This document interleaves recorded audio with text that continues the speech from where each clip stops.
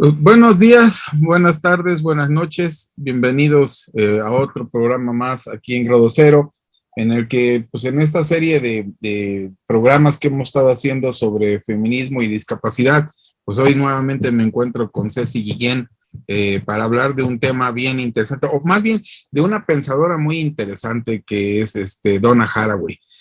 ¿Cómo estás, Ceci? Hola, Poncho, saludándote aquí a ti y a todos los podescuchas, compañeros que nos estén siguiendo en redes sociales, dándoles la bienvenida, como dices tú, en esta tarde, buenas tardes, noches, mañana, lo que sea de las ventajas de estos espacios temporales.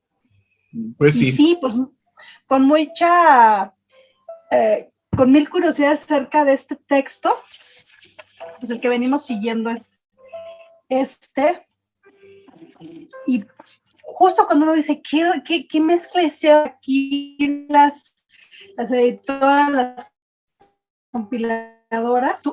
Ya pinches entendí qué pasaba aquí, ¿no? Porque pues hace, que sería un par de semanas hablábamos de ecofeminismo, veníamos siguiendo este texto de la maravillosa Manuel Infante. sí, Manuel Infante, pero pensando en esa idea de si entonces las plantas como en el centro de esa narrativa, y terminas de leer a Donna y que dices tú, claro, pues es que sí hay una, ¿sabes? Es que cuenta que en el primer capítulo hablábamos de que podíamos leer este libro como brincándote capítulos y todo, y sí, o sea, sí invita a hacerlo. Pero qué bueno que leímos primero a Manuel Infante, ¿no? Y le dimos un repaso por su idea sobre, pues, por esas interconexiones con otros mundos más vegetales. ¿Tú qué opinas? Yo creo que es interesante para lo que hoy vamos a platicar, ¿no? O por lo menos desde la perspectiva de lo cual vamos a platicar, ¿no? Porque aunque el texto que vamos a hablar hoy es de Donna Haraway, también invoca a otra de las grandes feministas que han trabajado en filosofía de la ciencia, pero que no son conocidas en filosofía de la ciencia, pero lamentablemente no son conocidas en casi todas las demás áreas del conocimiento, ¿no? Que sería Sandra Harding, ¿no? Pero va a estar muy interesante. El texto del cual vamos a comentar, que viene en esta antología de las tesis, se llama Conocimientos situados, la cuestión científica en el feminismo y el privilegio de la perspectiva parcial. Es decir, es un texto de 1988, que es importante el año por lo que vamos a ver, ¿no? En esta cuestión particular. Antes de empezar, pues yo quisiera dar los generales, ¿no? Para que más o menos la gente sepa de quién estamos hablando. Hoy vamos a hablar de Donna Haraway, como les había dicho, ella es Donna Haraway. Donna Haraway es una profesora emérita del programa de historia de la Universidad de California en Santa Cruz, ¿no? Es autora de dos textos que a lo mejor por ahí yo creo que es más adecuado hablar de esta relación entre Manuel Infante y ella, ¿no? Uno es el Cyborg Manifiesto y el otro Simian Cyborgs and Women, ¿no? Que son propiamente textos en donde empieza a asociar la cuestión de la tecnología, la cuestión de lo primigenio con la idea de la mujer, ¿no? Ahora, tal vez yo creo que la parte importante de Donna Haraway, o la que por lo menos debería de llamarnos la atención, es la intención del trabajo. Yo no sé cuántas de las escuchas que nos están siguiendo trabajen en aspectos de investigación científica, ¿no? Y cuando digo aspectos de investigación científica, si es preferible de investigación dura, mejor, ¿no? De investigación ya matemática, química, física, mejor. Donna Haraway, una de las cosas que empieza a observar es que cuando hablamos de la investigación científica, pues propiamente una de las cosas que tendríamos que empezar a ver, que tendríamos que empezar a ver es si la idea de la objetividad existe. O sea, yo creo que ese es el tema por ahí. O sea, Estamos acostumbrados, la gran mayoría de ustedes y nosotros, a hablar de la objetividad como si ésta pudiera existir aislada, ¿no? Es decir, esta idea que hablaba Kant de los noúmenos y de los fenómenos, ¿no? La cosa en sí y la cosa en como que sí te la puedes encontrar en la calle, mientras tú vas caminando, te puedes encontrar una cuestión objetiva.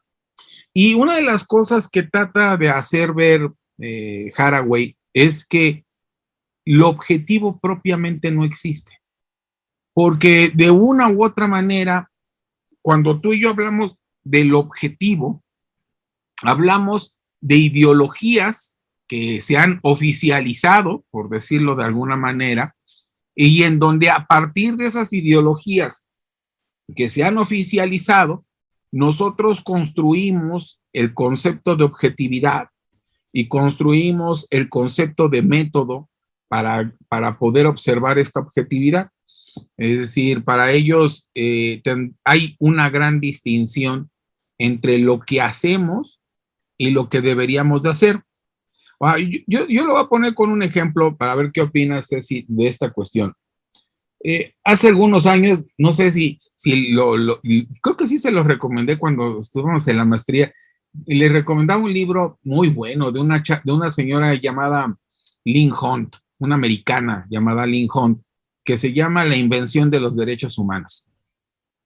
Y librazo, por cierto, si no lo han leído, pues vayan buscándolo, porque sí es un librazo, ¿no? Sí es un buen libro. Y en ese texto, Lynn Hunt empieza a observar el problema de los derechos humanos, o sea, de esto que garantizamos, que pensamos que son los derechos humanos, y se da cuenta de una cosa, que en realidad los derechos humanos nunca fueron universales, ni que nunca fueron generales. Que, por ejemplo, cuando tú y yo hablamos de la Declaración de los Derechos del Hombre y del Ciudadano, literal, literal, no eran del hombre y del ciudadano. Oye, ¿y la mujer? No, la mujer no. No, la mujer andaba ahí chiflando, ahí quién sabe qué estaba haciendo, ¿no?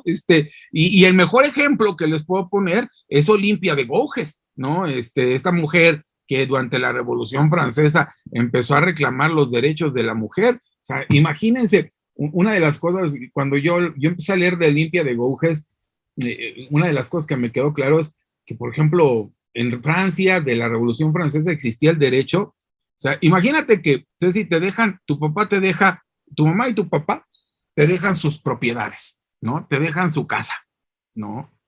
Te dejan todo lo que tú tienes. Te casas, ¿no? Tus papás, por una mala suerte de la vida, ¿no? Porque la vida es así, fallecen. Bueno, pues la casa que te dejaban, ¿no? Que te iban a dejar a ti, tú no la puedes recibir, Ceci. La tiene que recibir tu marido, ¿no? La casa, o sea, todo el trabajo de la vida de tus padres, no, de eso no es tuyo, ese es de tus maridos. Entonces, yo creo que ahí, por ejemplo, en este ejemplo, vemos cómo la objetividad de hablar de derechos humanos en realidad nunca existió, ¿no? Bueno, dicho, suena mal el negocio eso de que tomara posesión y entrara en propiedad del marido, pero ya fuera ganancia. Yo creo que si algo es lindo porque nos queda la evidencia, pero es muy duro. Por ejemplo, grandes novelas románticas tienen ese argumento. Orgullo y Prejuicio, de la gran Jane Austen, es sobre eso. Ni siquiera que se casaran y el marido se quedara con la herencia. Es que si no tenía hijas, entonces había que buscarse al primo en 5º grado que tenía la preferencia. O sea, ya fuera bueno. O sea, digo, si yo heredara mis zapatos, se lo quedara a Sergio y diría, bueno, pues que el hombre me ama. Pero no es búscate a tu primo David o a tu primo Juan. Ay, canijo, o sea, y entonces empezaban con la historia es maravillosa porque entonces hay que ver quién se casa con ese primo para entonces no quedarse tan fuera, tan segundona de la herencia. O sea, porque además no era te deja poquito o prefiere al hermano, sino es te quedas sin nada. Pero creo que esto es justo de ese estudio de ideologías, pero se vuelven tan incontestables, tan incuestionables que están así desde que el mundo es mundo, ¿no? Y creemos que así debe ser. Y entonces, pues, regresándonos un poquito más al derecho romano, que también tiene mucho en estas ideas de lo que tenemos de lo jurídico en México, pues es que el propietario era un varón. Y además no cualquier varón, tenía que ser prácticamente un patricio, alguien que pudiera poseer a otras personas. Entonces es bajo una idiosincrasia pues bien esclavista, porque si tú no eras capaz de tener propiedades, pues estabas como muy abajo en las jerarquías. Entonces, esa es como la idea de lo que hay allí, de lo correcto, de lo justo, y son ahora sí que, pues como dice Donna, ¿no? Los cuentos que nos contamos para poder contar cuentos y armar ideas que sostengan esta misma nociones como más a largo plazo. Es esta mentiras, dice ella, la historia es un cuento en el que los mentirosos de la cultura occidental engañan a los demás.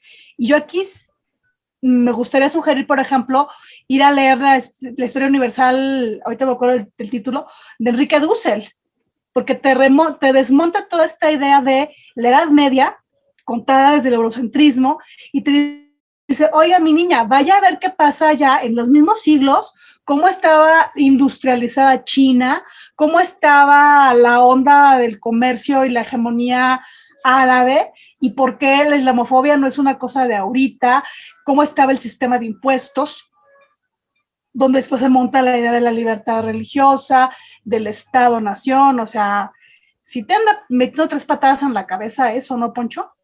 No, y fíjate, creo que una de las cosas que todavía le molestan mucho a ella, entonces esta parte del cuento, yo te diría, el problema es que no saben que es un cuento, ¿no? O sea, quienes lo crean lo piensan como cuento, pero la gente que lo recibe no lo ve como cuento.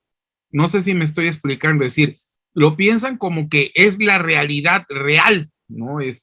La única realidad que teníamos que observar. Y yo creo que eso es parte del problema, ¿no? Donna Haraway, en este sentido, ella nos convoca, ¿no? A que de una u otra forma, pues lo que tú y yo tenemos que empezar a trabajar es en una perspectiva feminista, para tratar de ver esto, o verlo por lo menos, no sé si usar la idea de una perspectiva feminista o usarlo en clave feminista, ¿no? Haraway dice que una de las cosas que tenemos que insistir, ¿no? Que las feministas tienen que insistir, es que hay mejores descripciones del mundo. Es decir, no quedarte satisfecha, ¿no? Con una descripción de las cosas, porque así te la dijeron, no, porque así venía en tus libros de primaria, porque así lo aprendiste en los libros de la facultad. Es decir, las descripciones pueden irse mejorando.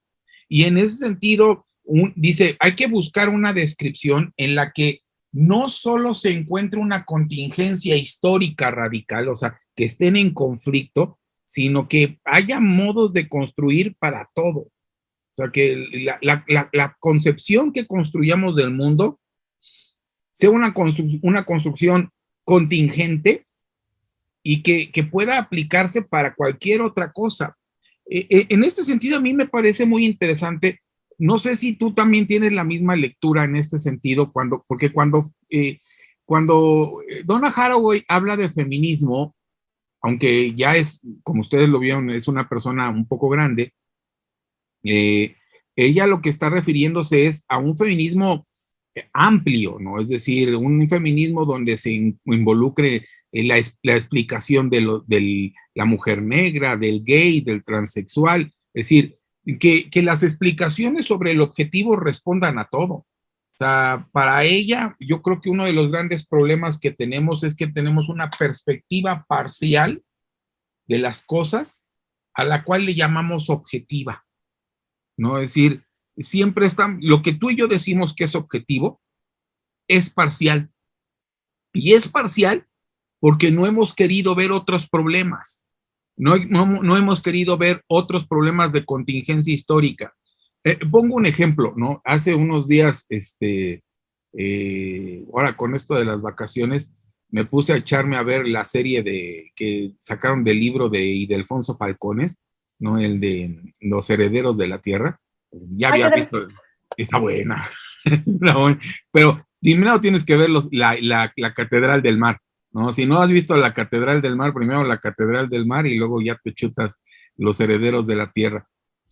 Y una de las cosas que a mí, en la medida en la que yo estaba viendo la serie, me pasaba, ¿no? Ahora con más frecuencia, era, híjole, cuántos tipos de abusos, de discriminación, de percepción de la realidad se fueron eliminando, se hicieron comunes durante la época medieval, ¿no? Durante toda la época del siglo XIV, XV, y que hoy ya no son objetivos, o sea, y yo me ponía a preguntar, oye, ¿y si yo pudiera regresar del futuro y decirles que están todo mal? Pues yo creo que me hubieran quemado también, ¿no? Me hubieran ahorcado o me hubieran exhibido en la fuerza pública, porque yo rompería con la visión de objetividad, o sea, para ellos estaban bien con su perspectiva parcial, algo así como lo que decía Platón con la teoría de la caverna, ¿no? Donde vemos los dibujitos, pues ya acomodamos toda la historia, Ceci, para nosotros es objetiva, pero en realidad no es objetiva.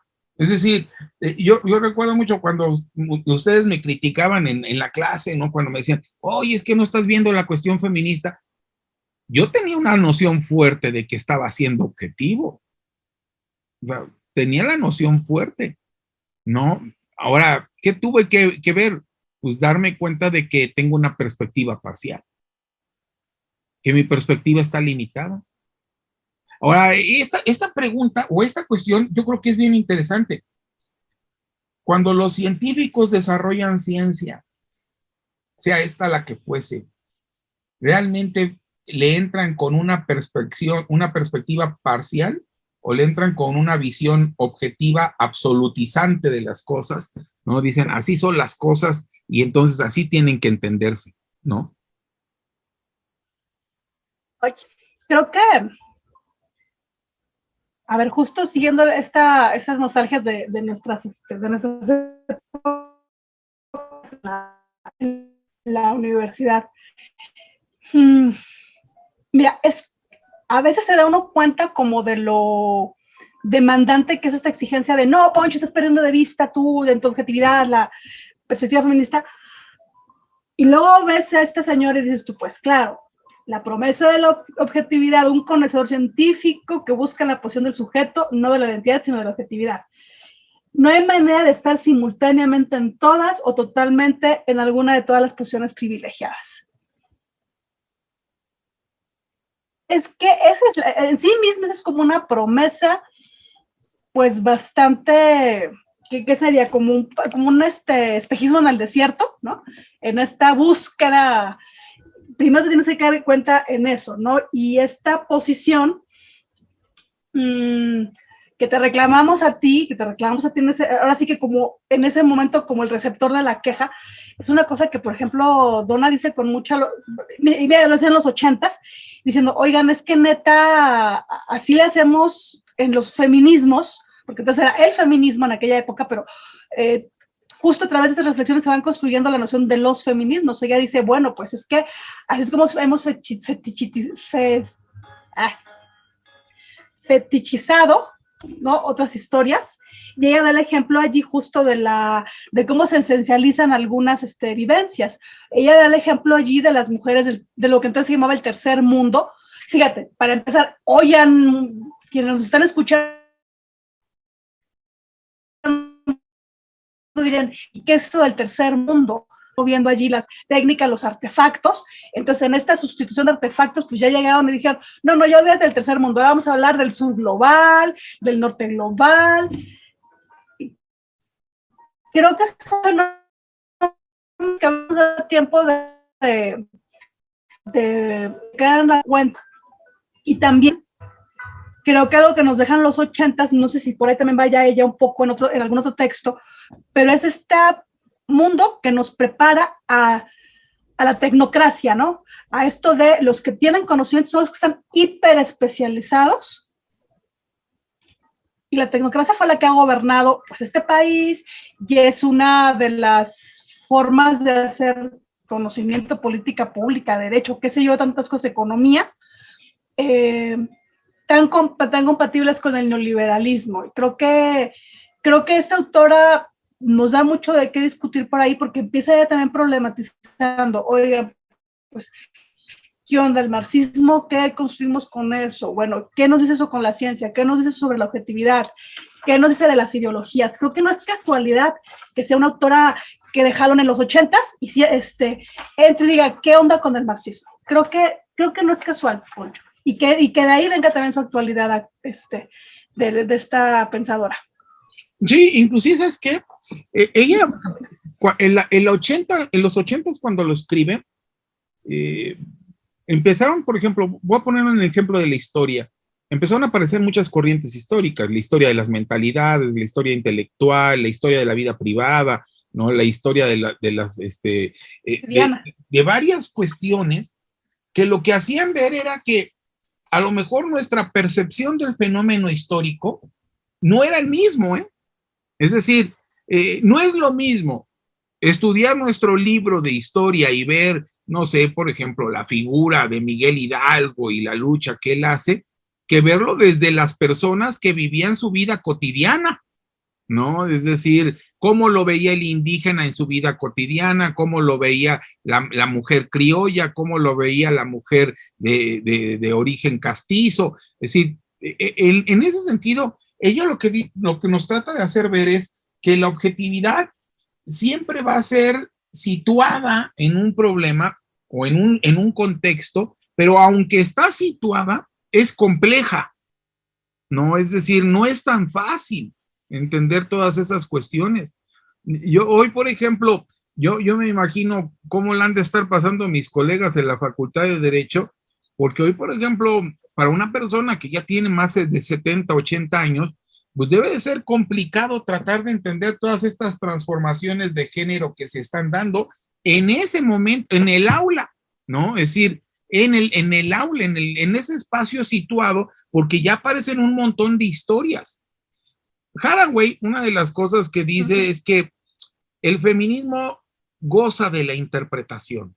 Y eso yo creo que es algo bien padre, ¿no? Porque dice, al final de cuentas, la actitud feminista consiste en tratar de interpretar, tratar de traducir, pero no desde lo singular, sino de lo múltiple, ¿no? Hacer un posicionamiento que pueda ser no homogéneo, ¿sabes? Sino diferenciado. Y esto yo creo que esto fíjate, es una de las cosas que a mí me han parecido mucho más interesantes de todo lo que he podido yo leer de feminismo, porque te obligan a que tú veas las cosas, no nada más, no es un diálogo de tú hombre, yo mujer, no, sino tú, nosotros, aquellas mujeres, la mujer negra, la mujer blanca, la mujer mestiza, la mujer letrada, la mujer de dinero, la mujer que no tiene cultura, la indígena, la mujer afromexicana. Es decir, tratar de construir una explicación de nuestro espacio general, pero sin volverlo homogéneo. Y eso yo creo que es un ejercicio dificilísimo.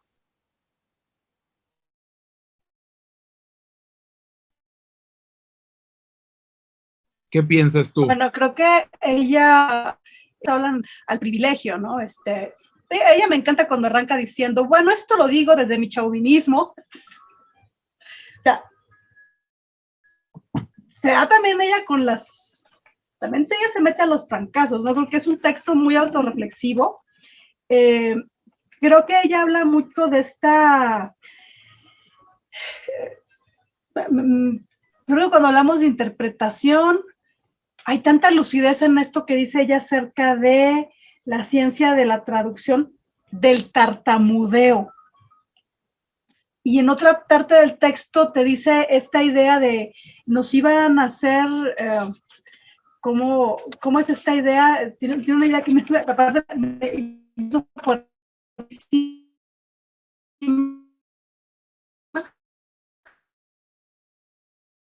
sobre los entre esas las ofertas de la banalidad. Lo estoy buscando, pero bueno, cuando habla de esas múltiples maneras de estar, hace también el texto incluye una comparación también entre entre esta necesidad también de herramientas analíticas y todo, y hace una comparación, ¿sabes? Donde habla de género y ciencia, la dialéctica de la construcción, de la construcción y del conocimiento.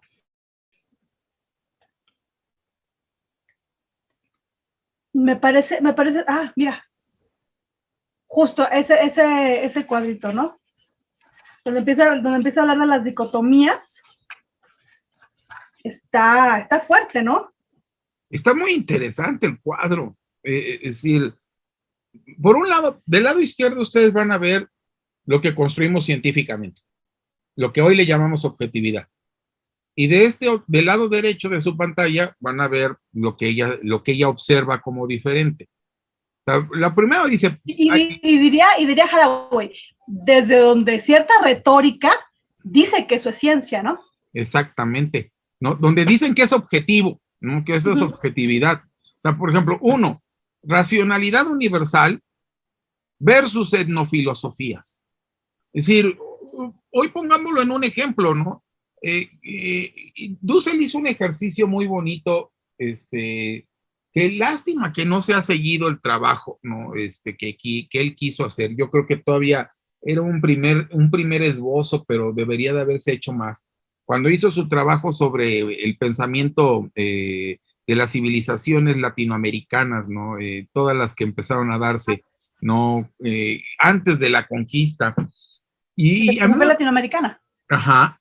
Y a mí me parece muy importante porque nos deja ver cómo se construía desde aquí, que no es lo mismo que la forma de construir desde allá.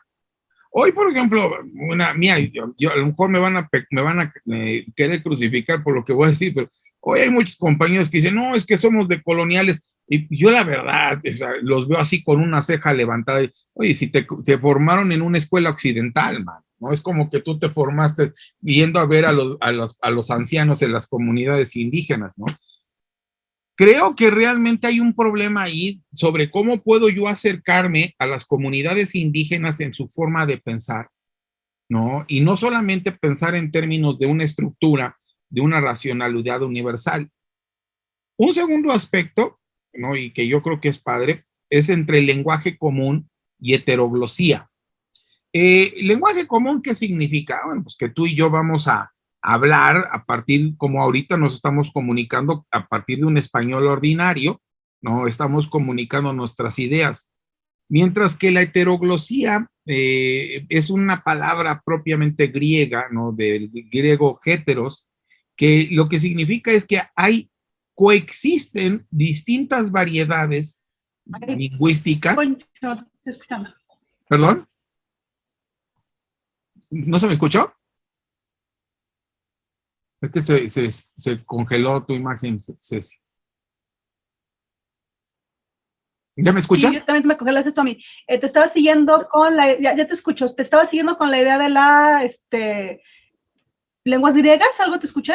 Sí, que heteroglosía viene de heteros, ¿no? En una palabra griega, lo que significa básicamente que hay coexistencia de distintas variedades lingüísticas dentro de un mismo código.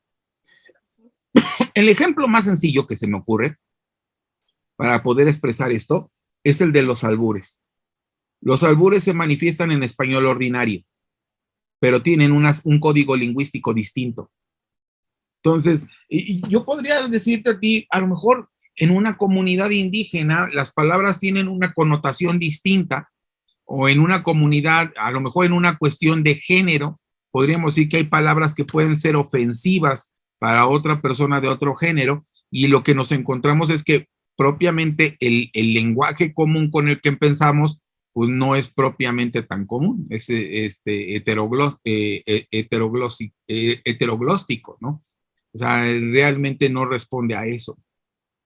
La tercera categoría dice, pues, hay una teoría unificada de campos, ¿no? Todos los campos de estudio están unificados, pero eso lo podemos oponer con la idea de que no necesariamente puede haber oposición, que no la contemplo, ¿no? Hay posicionamientos que no contemplo como positivos, ¿no? Y en ese sentido construyo a partir de esa cuestión unificada de campos. Pongo un ejemplo. En el derecho, por ejemplo, hay personas que la facultad ya no quiere, ¿no? Pero ni tan siquiera sin haber leído la mitad de sus libros, ¿no? O sea, no los quiere. Y uno de esos ejemplos es Carl Schmitt, ¿no? O sea, el argumento es que Carl Schmitt, pues era nazi, como era nazi, pues ¿cómo crees? Pero una cosa era que tuviera el mal gusto de ser nazi y otra cosa es que fuera idiota, ¿no?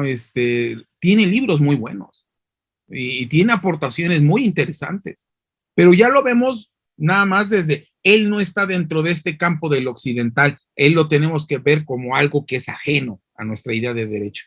¿Qué opinas? Bueno, Kashmir lo han querido cancelar, tiene ya casi 70, 80 años de cancelación encima. Yo no me imagino la teoría constitucional sin la teoría constitucional de Carl Schmitt. Entonces sí hay que leerlo, y diría una maestra querida de la facultad, y hay que superarlo, ¿no? Entonces creo que a veces es lo que no queremos hacer en algunos trabajos, ahora sí que volviendo a esta idea de la epistemología, ¿no? De, bueno, como no me veo con los tamaños de superar a ese maestro, mejor lo cancelo. Ese es un problema, creer que no.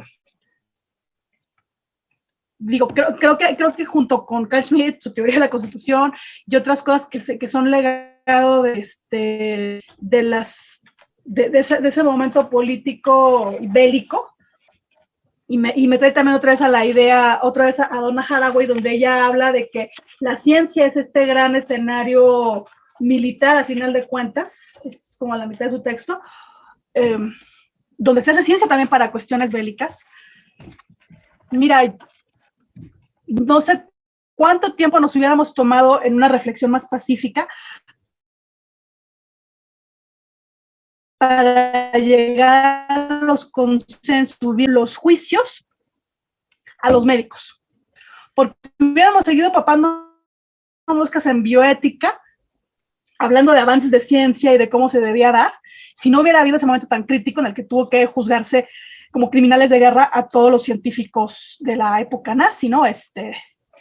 Y creo que un poco esa misma lógica es la que se quiere aplicar después a autores casi inconstitucionalismo como Carl Schmitt, pero mira, no sé si es nada más esta idea de hacer la cosa como unificada, como limpias, como racias, entonces vamos a agarrar todo parejo y eliminar las nociones. Creo que tiene que ver con, creo que todo tiene que ser como un paquete completo, ¿no? Tengo un lenguaje común, una teoría unificada, y luego sobre eso voy construyendo las siguientes consecuencias, ¿no? Que entonces nadie me va a disputar el lugar del amo, el lugar hegemónico, y que eso tiene que ver pues con otro tipo de hacer política que ya, aunque la vendan como democracia, ya no es tal. Y por que te interrumpí, sobre la heteroglosia, y también quería hablar de que hay productos, estos objetos de los que habla Haraway, que ya cuando los vemos atemporales decimos, es que nuestro código, nuestro derecho es una mezcla de, y entonces aquí vemos qué nos dejó la idea de los juicios de Dios, de las al estilo alemán, ¿no? Bueno, pues una idea de la prueba racional, otro tipo de maneras de pensar cómo se puede probar algunos hechos. Entonces, creo que justo estos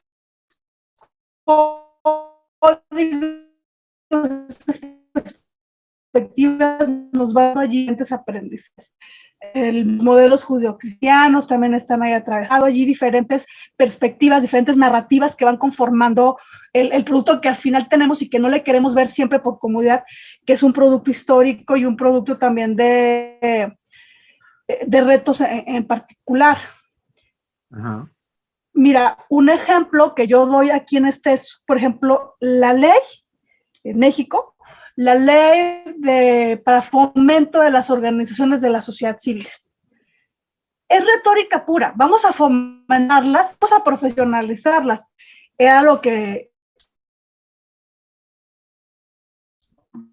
como viene siendo el marketing de este tipo de legislaciones. Es una manera muy linda de decir, vamos a controlarlas. ¿Cómo? Pues es que vamos a controlar los donativos internacionales. Le rascas, le rascas, le rascas. Esto tiene que ver con la manera en la que está tejido el derecho alrededor de el derecho notarial, algunas cuestiones del Código Civil más generales, pero sobre todo cómo se financian las organizaciones de la sociedad civil y qué fines tiene. Y entonces ahí la vuelves a buscar y tiene que ver con algunas nociones bélicas del zapatismo chapaneco, de los 90s. Que ahí viene, ahí es donde está la parte del conocimiento local, ¿no? Cómo se opone a la idea de un sistema mundial, ¿no? Es decir, a mí esta parte que ella dice me parece bien interesante, ¿no? Porque muchas veces pensamos en términos universalistas, pero no nos damos cuenta de que a lo mejor no todas las condiciones locales tienen el cómo y el para qué de recibir estas condiciones universales. Entonces, tendríamos que verlo. Fíjate, Pocho, con ese ejemplo que te daba de lo universal, dicen, pero ¿por qué en Chile no es así para fundar una sociedad civil? Ajá, pues porque en Chile no tuvieron las condiciones del zapatismo financiado, ¿o no? ¿Por quién y dónde? En México. No, este artefacto llamado derecho, estos objetos del conocimiento, no son casualidades. No, es una aspiración eso de lo universal. Y ese problema, lo que tú dices de los derechos universales, cuando son maquilados como productos de consumo para todo cliente.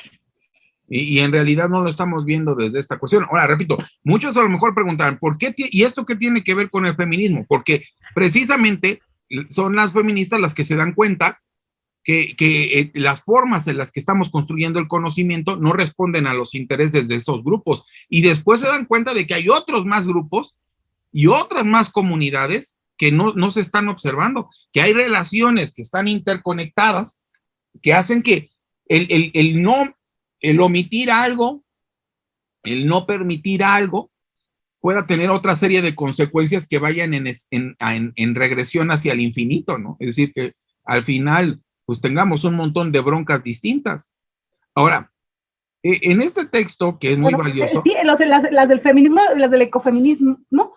Arrancan justo reclamando eso, ¿no? El respeto a los conocimientos locales para explotación de los recursos o el mantenimiento de los recursos. Y cómo estas cuestiones también tienen que ver con maneras de atender incluso otro tipo de derechos que son, por ejemplo, el derecho a la salud, ¿no? ¿Qué alternativas vas a dar que sean apropiadas a la cultura, el clima, y los recursos naturales que hay en determinada zona?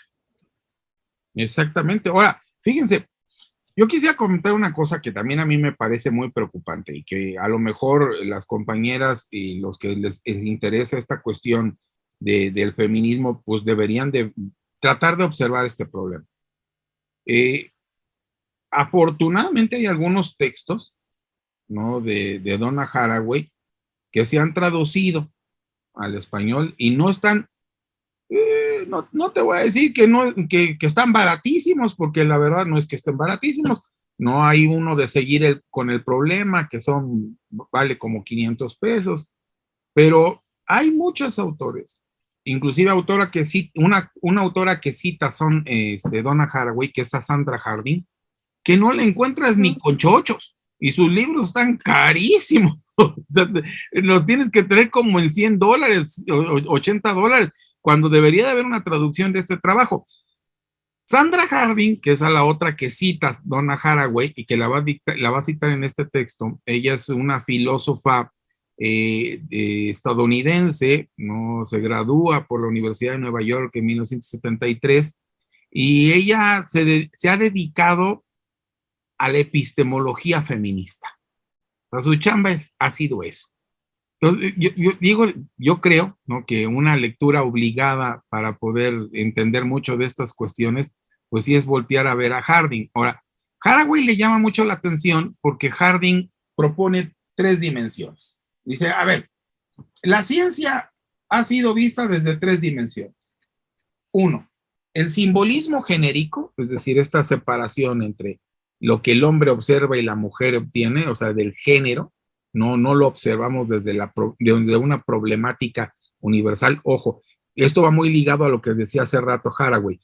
una cosa es lo que nos prometen que van a hacer y otra cosa es la que hacen, ¿no? Es decir, y eso es muy triste, ¿no? Es decir, pongámoslo en un ejemplo sencillo, ¿no? Si las cosas, y creo que lo platicábamos alguna vez, Ceci, tú y yo, si las cosas realmente fueran como deben de ser, sería ridículo hablar de un instituto o un centro de investigación de género, porque ya se les incluiría en el fenómeno científico, pero no se les incluye, lo que hace que sea necesario el centro de investigación de género. O sea, si hay parcialidades a la hora de analizar, ¿no?, el conocimiento científico desde la condición particular, cada quien lo analiza desde la condición particular en la que él está perteneciendo. El segundo elemento es la división sociosexual del trabajo. Y esto a mí también me parece bien interesante. Creo que sí hay una división sociosexual del trabajo y sobre la cual creo que no se ha trabajado mucho. Ahí sería un buen tema de tesis para algunas compañeras que están buscando qué hacer. Este tema de la división sociosexual del trabajo, híjoles, yo creo que arrojaría muchas cosas bien interesantes una investigación de este tipo. Y tercero, los procesos con los cuales construimos nuestra identidad individual. Hoy yo, por ejemplo, yo creo que no sé si lo que pasa a ti, Ceci, la realidad que yo percibí de niño no necesariamente me puede llevar ahora a cómo mis hijas, por ejemplo, están percibiendo la identidad individual que ellas perciben. O sea, como que las cosas que nos rodean ya son más distintas. O sea, pongo un ejemplo. Hace unos días veía con mi hija esta película de Harry Potter, esta de Dumbledore, ¿no? La última que salió, en donde pues ya, no creo que sea un spoiler, Dumbledore es gay, no se declara como gay, ¿no? Que tuvo una relación en su juventud y yo creo que pues ya le quedó toda la vida, ¿no? Una relación gay. Y yo te diría, esos temas a mí no me tocaron verlo cuando yo era niño, no estaban en la comunidad mediática, no, creo que lo que más atrevido que podríamos llegar a decir fue el beso que le dio Luke Skywalker a la princesa Leia siendo hermanos, o sea, pero así, y diríamos, como el burrito que tocó la flauta, pero no eran, hoy yo creo que esto que dice Harding es muy cierto en términos de que vamos cambiando nuestra percepción a la hora de construir nuestra identidad, pero ¿tú qué opinas? Cuando estaba diciendo que estas cosas narrativamente no se utilizaban como recurso, yo ahí tengo mi duda. De las películas que yo recuerdo haber visto así, ¿qué te diré? Como de ese cine que dices tú, no manches, la pasaron en la tele y no la he encontrado, bueno, recién la encontré en Amazon, es El León en Invierno, con la Anka sale, ¿cómo se llama el actor de Hannibal Lecter? Anthony Hopkins. Sale chavo, sale Timothy Dalton, chavo. Son los hijos, ¿no? Son los hijos del rey. Y hay un giro de la historia, de las preferencias también, de cómo, bueno, así que un punto muy, el giro dramático en esa gran película, no te lo explica si no cachas, justo que hay una relación allí, homosexual, gay.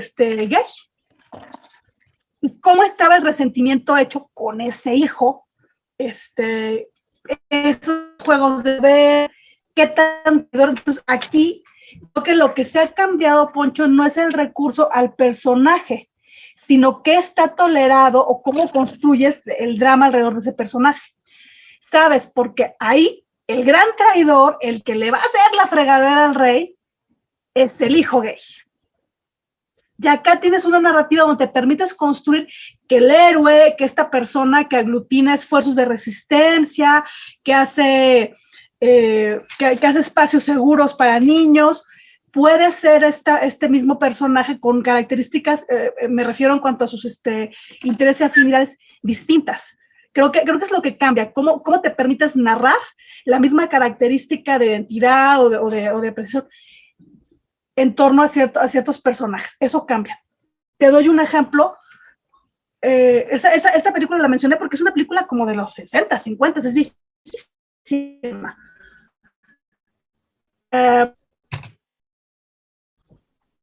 Donde sigue la narrativa, pero gira distinto. La lógica alrededor del personaje allí, que es transgénero, transexual, trans algo, pero es toda la saga, ¿no?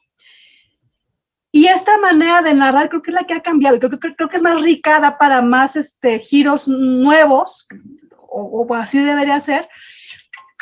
Por ejemplo, en Juego de Tronos. Juego de Tronos es padrísima, porque allí el personaje sobre el que se carga mucho el drama de la historia es este personaje de Tyrion Lannister. Te cuentan su historia, te cuentan sus características físicas, sus relaciones interpersonales, pero él tiene la carga de lo que va a pasar, no es solamente el personaje chistoso, porque entonces los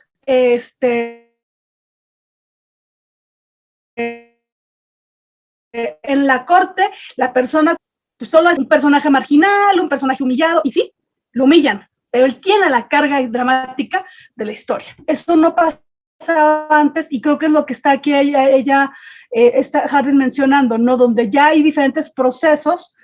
Tal vez por eso encontramos a Harvin en la obra de Haraway, porque ella habla de que entonces también hay que problematizar o complejizar estas maneras de las interacciones, de las interrelaciones, porque ya no es que ahora es el colectivo de personas con tal edad, con tal preferencia sexogenérica, con tal discapacidad, sino que ella dice cómo construyes esas interacciones y cómo haces unas construcciones más ricas, no solamente a partir de la identidad, y que eso también, pues, de alguna manera, y esto que estábamos hablando de ciencia, o no sé tú qué opinas. Sí, yo creo que sí, es un problema. Digo, yo, la verdad, yo nací en la década de los 70, ¿no? Y mucho de la televisión que yo vi, o del cine que yo vi de joven, fue en los 70s y los 80s. Yo realmente no percibí esa construcción de la identidad, ¿no? Es decir, los elementos con los que lo construía eran distintos. Hoy yo creo que hay más elementos, hoy cuando uno ve la televisión, ve el cine, hay más elementos, inclusive yo te diría, que obligan a la inclusión, ¿no? Que plantean la necesidad de la inclusión, cuando antes no, es decir, el personaje gay que se besa con otro gay, o la lesbiana que se besa con otra lesbiana, no eran propiamente un estándar comunicativo común. Entonces, yo creo que sí hay una cuestión bien interesante en esto que dice Sandra Harding, ¿no? Sobre este elemento, ¿no? De la construcción genérica del individuo. Ahora, ella hace una distinción muy padre, porque dice, mira, entre género y ciencia, en realidad no hay muchas distinciones. Y a lo mejor podrían complementarse. El género hace una división social del trabajo, hace un sistema simbólico, como también lo hace la ciencia. Nada más que la diferencia es que el género va a construir esta diferencia simbólica y del trabajo a partir de categorías como sexo y raza. Mientras que la ciencia lo hacemos por hechura, es decir, lo determinamos a partir de una lógica industrial o postindustrial. Y esto me parece muy interesante. Es decir, parecía ser que la ciencia pues tiene que ver con estos intereses que al final de cuentas van a ser reconocidos como algo científico, ¿no? Como algo que se haga por parte de la industria, que se construya desde ahí. Un segundo aspecto es la identidad individual, lo que estábamos platicando ahorita, ¿no? Tanto la ciencia como el género buscan hablar de la identidad individual y de la posición del sujeto. Nada más que en uno se busca entender cómo avanza la diferencia sexual, cómo se transforma, y en la otra, cómo avanzan los hechos. Ahora, aquí este aspecto en particular a mí me gusta mucho en Harding, porque sí nos lleva a la reflexión, y no se podrían observar los hechos a partir de la misma diferencia sexual. Es decir, por ejemplo, muchos fenómenos jurídicos podrían ser observados a partir de la diferencia sexual, ¿no? Es decir, que a lo mejor hay normas que son injustas porque no corresponden a las demás comunidades, que hay que construir un mejor contenido de la norma, no sé, podría ser una cuestión particular.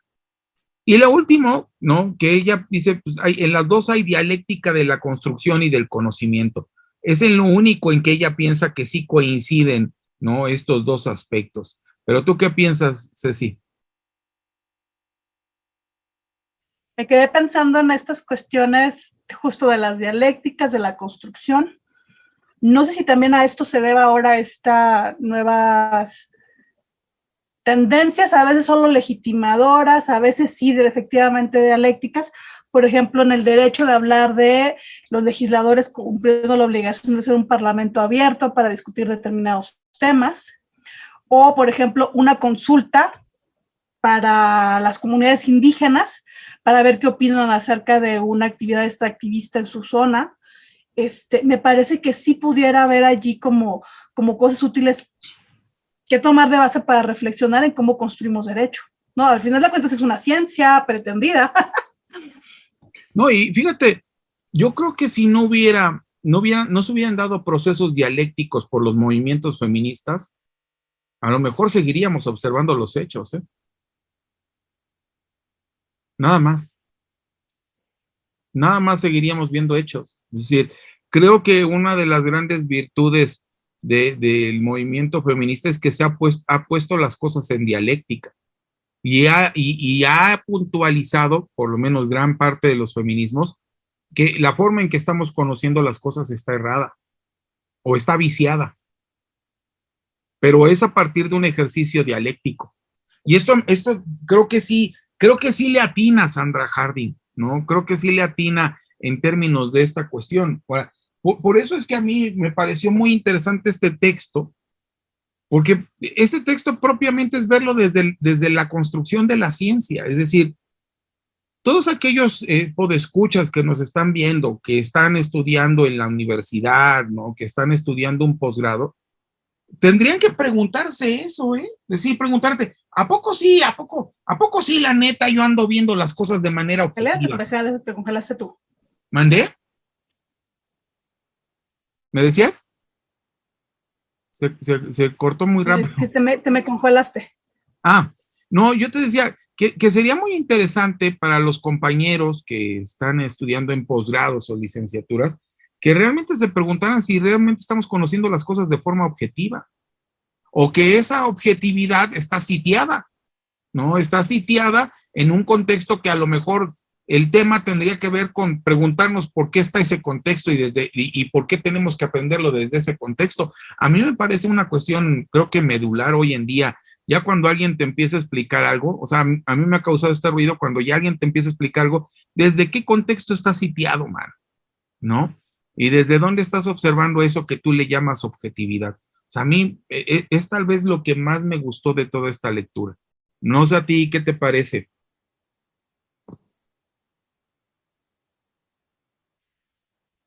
A mí me parece que es un gran ejercicio, ya no te digo de objetividad, todo y de dónde llevas tus conclusiones, ¿no? Hasta el para qué lo estás trabajando. Pero creo que justo plantearte el conocimiento situado es una cosa que no vemos en las tesis de derecho, por ejemplo, ¿no? Vamos a proponer la reforma del artículo 23 de la ley de amparo, por ejemplo, ¿no? Pero cuando hay muchos temas en los que además sí hay una narrativa propia y atravesada con la persona, ¿no? Nos ahorraremos, por ejemplo, en investigaciones, yo creo que muchos pseudoproblemas, ¿no? Porque podrías abordarlos desde lugares donde lo quieres hacer efectivamente. Por ejemplo, alguien lo mencionó, no me acuerdo si era el profe Jorge o eras tú, el que hablaba del currículum oculto del alumno, pero es justamente dónde está situado ese alumno que tienes enfrente, ¿no? Y tú un día me lo contabas con respecto a cómo fue de crítica la pandemia a la hora de reacomodar dar clase con los chavos, o lo diferente que es un chavo de secundaria a los chavos que tienes ya en licenciatura, pues ellos están situados para empezar, en un momento del ciclo de la vida, en un lugar también de dependencia económica y también en un lugar familiar del que todavía, pues, puede estar estudiando derecho con el mismo maestro, pero no lo mismo en secundaria, en la prepa 3, digo, ¿cómo le llaman ahí a la secundaria, Poncho? Iniciación universitaria. ¿Los alumnos? Iniciación universitaria. Iniciación. Es que no es lo mismo. Yo estaba viendo la clase que tuvieron sobre suicidio, por ejemplo, y yo los escuchaba fascinar. Chamacos, ¿qué listos son? Dichas, o sea, las respuestas, las participaciones puestas con una honestidad que luego no escuchas en otros momentos donde ya la persona también está situada en otros lugares también de vergüenza frente a su posición en la vida. Las preguntas están atravesadas por otras pues, cuestiones. No sé, decidido me gustó muchísimo.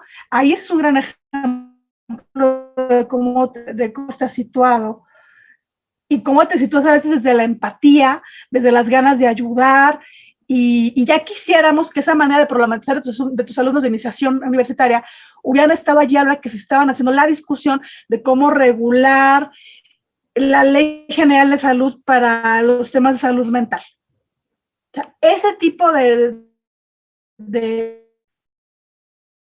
cuestiones a veces se van perdiendo a la hora de las discusiones, trabajar desde el conocimiento situado. Por ejemplo, tú y yo, generacionalmente por edad no estamos tan distintos, pero tu vivencia es otra, por ejemplo, a nivel de relaciones familiares, son cosas que te sitúan distinto en el mundo, ¿no? Por ejemplo, tú no lo sabías, estoy segura, pero por ejemplo, yo fui criada en Monterrey, en un Monterrey de los 80s, así en pleno boom de la grandeza industrial de las empresariales, pero con una particularidad. Mis papás practicaban en una minoría religiosa, que ahora ya no es tanto en cuanto a sus prácticas, pero que eso te sitúa distinto frente a las expresiones de Semana Santa, de las prácticas religiosas. Y ojo, esa era una minoría dentro del catolicismo. Entonces, había otro lenguaje, otra manera también de manejar las fechas y las fiestas, y que te dan dando un lugar situado frente a las mismas maneras de ver lo que son las expresiones culturales tan generalizadas de las que venimos saliendo ahorita, de la Semana Mayor que le llaman, ¿no? Y tu situación es otra. Si tú eres parte de una minoría religiosa, tu lugar frente a esas expresiones generales, hegemónicas, es otra. Y creo que eso lo llevamos en diferente medida y con diferentes recursos en otros momentos de la vida. Creo que es importante pensar esto del conocimiento situado, del conocimiento situado y de tu perspectiva para esa construcción del conocimiento. Eso es lo que quería yo decir. Yo creo que eso es bien difícil, Ceci, o sea, realmente, uno es difícil darte cuenta que tu conocimiento está sitiado, porque muchas veces piensas que, ay, yo he estudiado un montón y soy universalista, pero yo lo veo cuando, por ejemplo, me tengo que parar con un grupo, en los últimos semestres me he puesto a pensar mucho sobre eso, o sea, decir, ¿por qué habrían de tener mi mismo sentido del humor? ¿Por qué habrían de pensar que las otra vez, Poncho? ¿Mandé? No, te decía que, ¿por qué me habrían de pensar que mi sentido del humor es el mismo? ¿Por qué habrían de pensar que me les gustan las mismas cosas que a mí? ¿Por qué les habría de emocionar algo que a mí me emociona? Es decir, esto, por lo menos desde mi perspectiva, me ha cambiado la forma en que yo entiendo ya a la hora de impartir clases, ¿no? Porque más bien tengo que construir el espacio y no pensar que ya está construido. No es decir, no está construido, nada está construido. A lo mejor hay algunos en los 2 o 3 pelones que pueden tener la misma línea de pensamiento que yo, pero eso no quiere decir que tengamos un conocimiento sitiado. No, tenemos que empezarlo a determinar a partir del reconocimiento de las diferencias. Y eso es, cuando ya lo piensas así, es así, te das cuenta de que 40 horas de clase es muy poquito para poder construir de veras un aula, no, como que te faltan. ¿Eh? ¿Me decías? ¿Me preguntabas algo, Ceci? Creo que se te congeló. No, sí, por girar a una cosa particular. ¿Ya volvimos? Ya. Yo aquí estoy. Te decía que para construir, para seguir una metodología participativa en clase, pues no es nada más donde está situado el conocimiento del maestro, sino dónde están situados los demás participantes de esta construcción, porque si no, pues estamos en la clase clásica del maestro dijo, vino, escupió, arenó. Regurgitó, ¿no? Sí. Regurgitó su conocimiento. Pues te digo, pues esto es... los alumnos. Exactamente, ¿no? Yo creo que vale la pena leer a Sandra Harding ni a Donna Haraway, ¿no? Sería la recomendación leerlas. Creo que son autoras muy interesantes con una propuesta muy distinta. Y pues esto ya nada más nos llevaría a decir que pues, ojalá nos acompañen en el próximo video. Vamos a hablar de un documento bien bonito que es el Manifiesto de la Mujer, de una mujer que vivió a principios de siglo, pero parece que está viviendo estaba 100 años adelantada, ¿no? Y en la próxima sección pues vamos a regresar en el de Derecho y Discapacidad a analizar la declaratoria de las Naciones Unidas que dejamos pendiente la próxima clase. Sí, va a ser padre. Vamos a revisar ese sobre... Bueno, mira, que yo creo que todo acaba teniendo... No digo así que uno con... porque ya está dando Haraway, que eso más bien...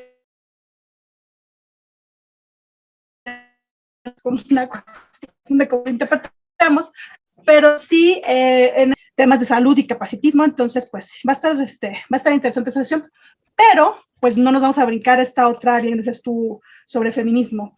Poncho, pues antes que nada, darte las gracias por esta ocasión de darle una revisada a una autora de las que le saca uno la vuelta, porque es tú, chale, ¿con quién platico de esto? Entonces, charla, a Harding yo no la he revisado tan a detalle, así que te voy a tomar la palabra con esta revisión a esta otra autora. Y pues bueno, yo creo que en algún otro momento regresaremos al ciberfeminismo, a cuestiones justo cómo se atraviesan, porque creo que hay muchas maneras de futurear en el derecho, con obras y compensadoras como ellas, ¿no? Sin duda alguna. Porque no olvidemos que Haraway es una de las pensadoras con las que se ha hecho mucho diálogo alrededor de la ciencia ficción, en literatura, en cine, qué sé yo. Sí, no, de hecho vamos a regresar después, ¿no? El problema es que la literatura del feminismo ha sido tan excluida, ¿no? Que nos faltan un montón de autoras que hablar, no, pero no, apenas, no, ya hablando, no, hombre, apenas no llevamos ni el inicio, pero bueno, pues ha sido un placer platicar contigo, querida Ceci. Ya se nos volvió a pausar. Hoy tuvimos mala suerte. Un gusto, con amigo. Pues, pues entonces nos estamos viendo, Ceci. Un beso y me despido de todos nuestros... Ya nos despedimos del público porque además hoy estamos como oficiándonos los dos. Gracias por acompañarnos en este capítulo y esta construcción de este diálogo. Hasta luego.